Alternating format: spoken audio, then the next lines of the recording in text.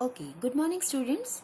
अब जो है हम अपना क्लास 10th का चैप्टर 2 भारत में राष्ट्रवाद इसे आगे बढ़ाते हैं। बेटा, हमने जो है लास्ट लेक्चर में कहाँ तक कर लिया था?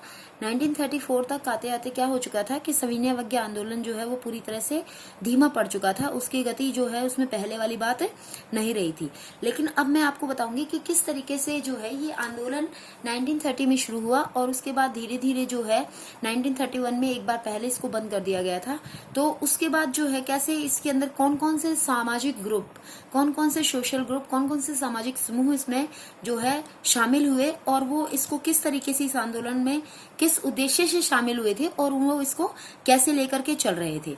देखो, सबसे पहले जो है हम बात करेंगे कि सविनय अवज्ञा आंदोलन के बारे में कि गांव में जो संपन्न किसान थे उनके बारे में हम बात करेंगे। गांव में जो संपन्न किसान थे, जैसे गुजरात के पाटीदार और उत्तर प्रदेश के जाट आंदोलन में सक्रिय थे। तो जो गुजरात के पाटीदार और उत्तर प्रदेश के जाट कौन है इस आंदोलन में, वो काफी सक्रिय थे।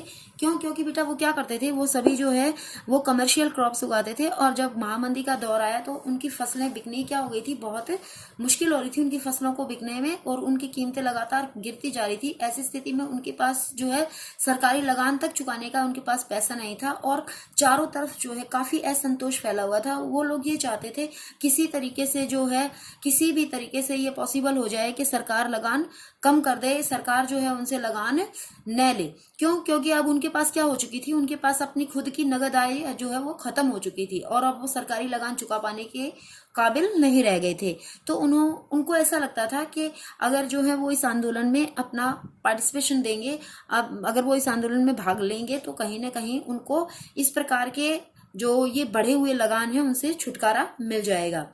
ठीक है, उनके लिए जो है स्वराज की लड़ाई भारी लगान के खिलाफ एक तरीके से लड़ाई थी। तो उनको क्या लगता था कि ये स्वराज की लड़ाई देश को स्वतंत्र कराने की लड़ाई नहीं है, बल्कि उनको इन भारी लगानों से छुटकारा मिलवाने के लिए जो है शुरू की गई एक जो है आंदोलन है।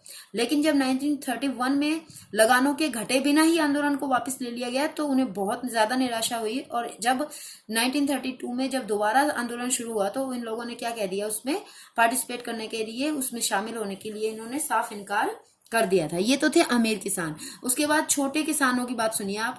छोटे किसानों के बेचारों की क्या समस्या थी कि गरीब किसान जो होते थे वे केवल लगान में कमी नहीं चाहते थे, उनके लिए तो और भी ज्यादा प्रॉब्लम थी बेटा।